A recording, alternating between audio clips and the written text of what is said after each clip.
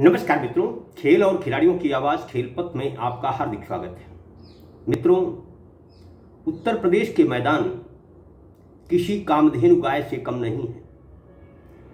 यह बात अलग है कि इन मैदानों का लाभ खेल निदेशालय को नहीं मिल रहा हो, लेकिन साहब खुश हैं क्योंकि इन मैदानों की कमाई साहब की जेब में पहुंचती है। पिछले महीने उत्तर प्रदेश के मुख्यमंत्री योगी आदित्यनाथ जी ने प्रयागराज में खिलाड़ियों के सम्मान समारोह में इस बात के निर्देश दिए थे कि प्रदेश के क्रीड़ांगन निजी हाथों में सौंपे जाए, यानी जो लोग खेलों में रुचि रखते हैं, जो लोग खेलों को कुछ देना चाहते हैं, ऐसे लोगों को क्रीड़ांगन दिए जाएं।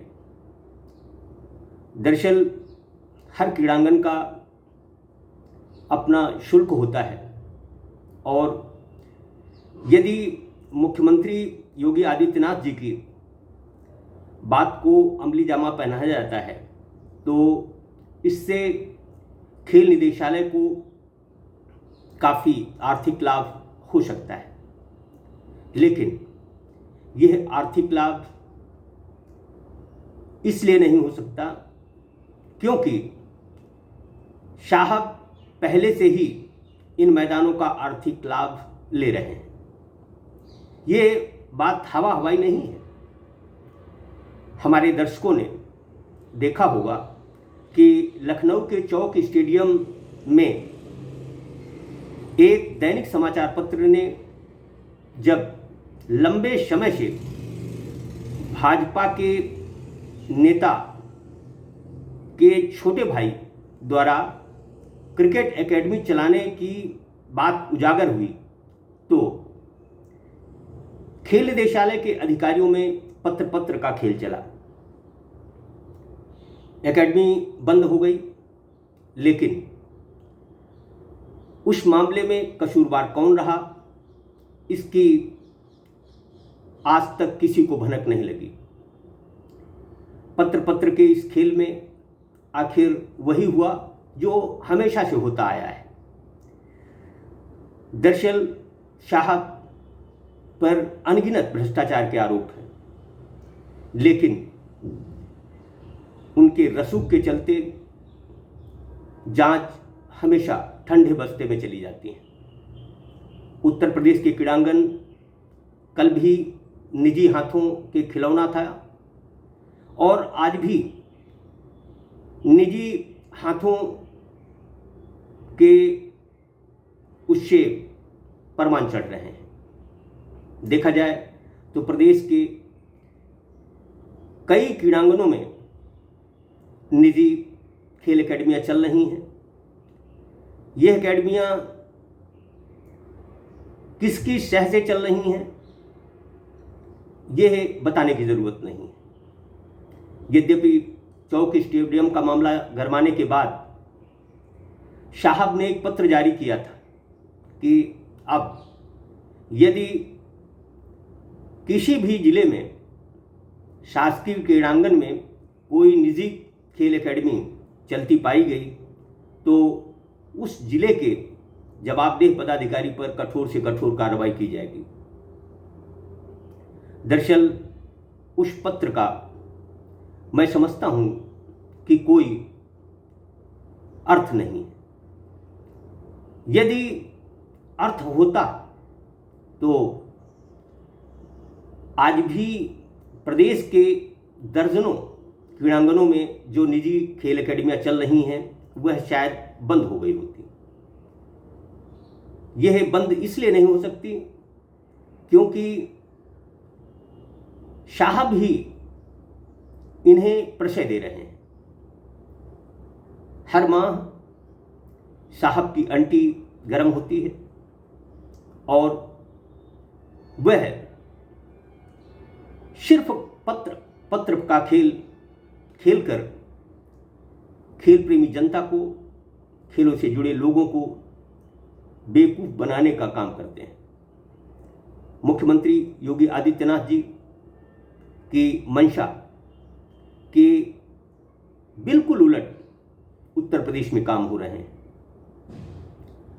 प्रदेश में प्रशिक्षकों का अभाव है।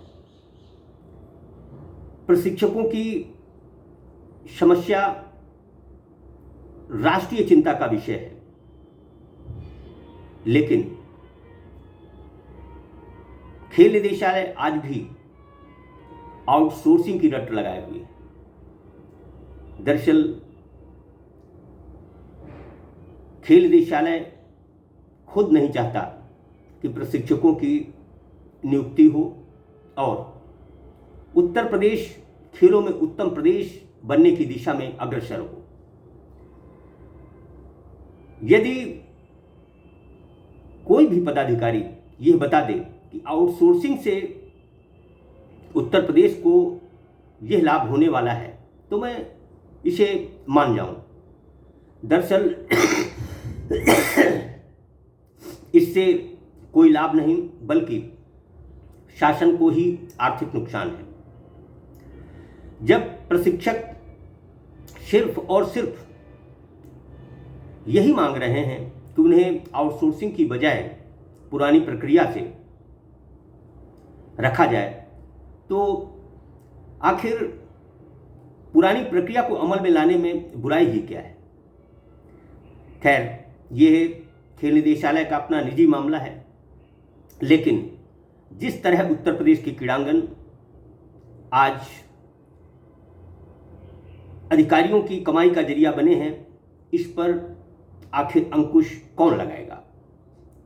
आखिर निजी हाथों को ही यदि क्रीड़ांगन देने हैं तो वह इस तरह से क्यों नहीं दिए जाते जिसका लाभ खेल निदेशालय को भी मिले।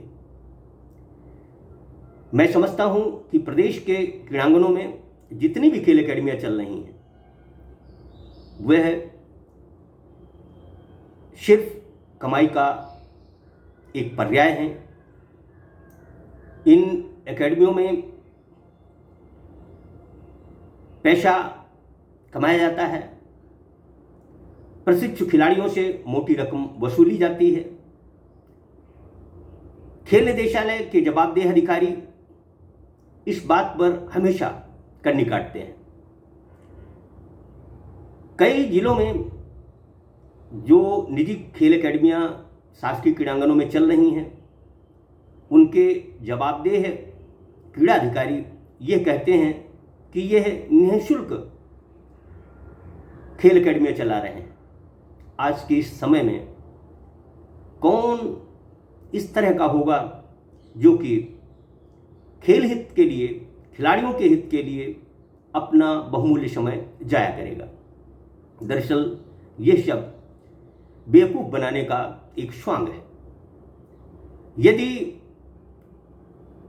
निजी हाथों को प्रदेश के क्रीड़ांगन देने हैं तो मैं समझता हूं कि यह सारा काम लिखित में होना चाहिए और इसके एवज में निजी संचालकों से कुछ मासिक किराया भी लेना चाहिए, क्योंकि किसी भी क्रीड़ांगन के रखरखाव में शासन का पैसा जाया होता है। यद्यपि यह व्यवस्था कहीं से भी उचित नहीं है, लेकिन यदि मुख्यमंत्री योगी आदित्यनाथ जी ऐसा चाहते हैं तो इस प्रक्रिया को पारदर्शीपूर्ण तरीके से अमल में लाया जाना चाहिए। वैसे भी जब अधिकांश क्रीड़ांगन प्रदेश के निजी हाथों में हैं या निजी एकेडमियां इन क्रीड़ांगनों में चलाई जा रही हैं, ऐसे में यदि सब कुछ निःशुल्क हो रहा है तब तो कोई बात नहीं है, लेकिन यह बिल्कुल सरासर गलत है। निःशुल्क तो कुछ भी नहीं हो रहा है।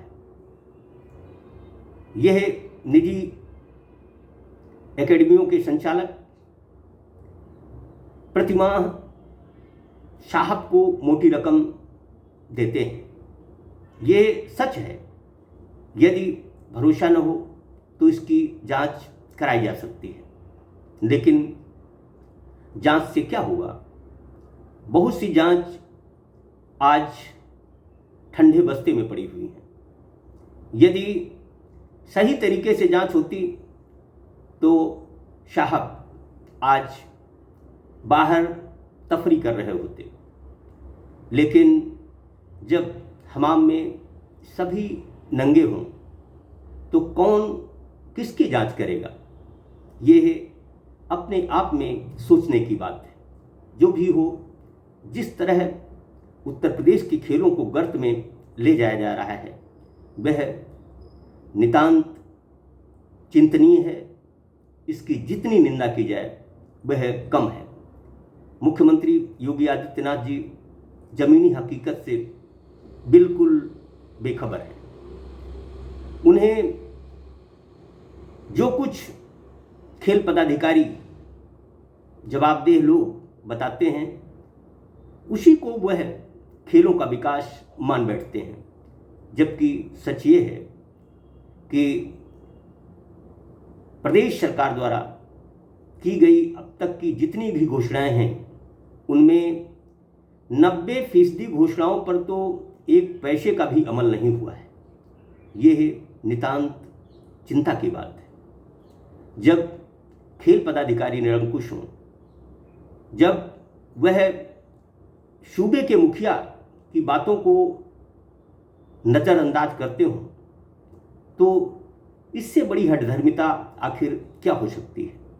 जो भी हो, उत्तर प्रदेश का खेल सत्यानाश हो रहा है और अधिकारी घोषणाएं दर घोषणाएं कर यह जताने की कोशिश कर रहे हैं कि उत्तर प्रदेश खेल रहा है। जय हिंद, जय भारत।